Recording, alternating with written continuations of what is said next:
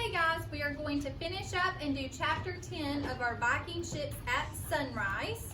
Okay, then tomorrow we will get started on our new book, October Ogre. Okay, it's one of our calendar mysteries. What do you mean? Chapter 10, Sunrise. Boy, I'm glad to be back in my jeans, said Annie. Jack opened his eyes. He still felt damp, but he was glad to be wearing his jeans again too.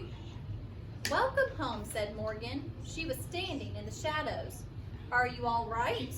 Of course, piped Annie. And we brought back the lost book, said Jack. He reached in his backpack and took out the jeweled book of Brother Michael. He handed it to Morgan. The enchantress sighed, and she ran her hand over the sparkling cover.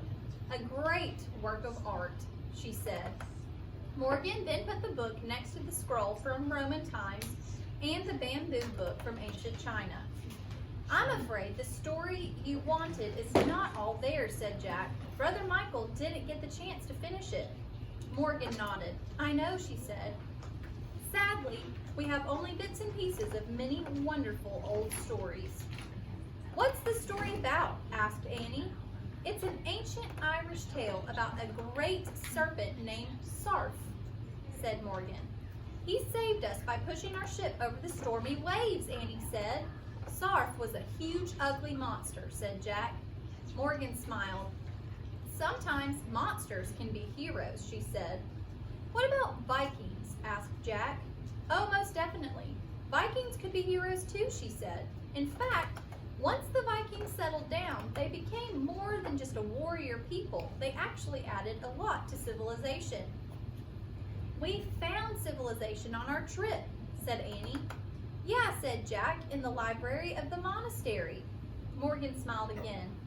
Their library was a light in the dark ages, wasn't it, she said. Jack nodded. He thought of Brother Michael and the other monks making their beautiful books by candlelight. Thank you also for your great courage, Morgan said. You are both heroes too. Jack smiled shyly. Go home now and rest, said Morgan. Bye, Jack and Annie said together. They started down the treehouse ladder. The sky was turning pink and gold. When they reached the ground, Morgan called out to them, Come back in 2 weeks. I need you to find you one more lost book. Where is it? Said Jack. Ancient Greece, said Morgan. A place with the highest civilization and the first Olympic Games. Oh, wow, said Annie. Jack was thrilled. He had always wanted to go to ancient Greece.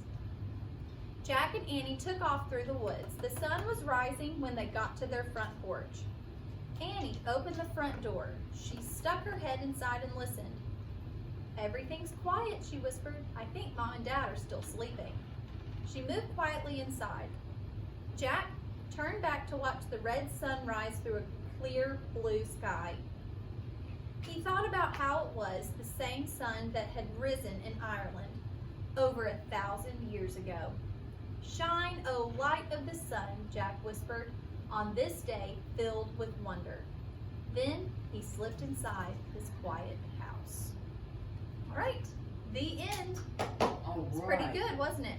Yeah. Remember, tomorrow we will get started on our new book, which is the calendar mystery of October Ogre, okay? Okay.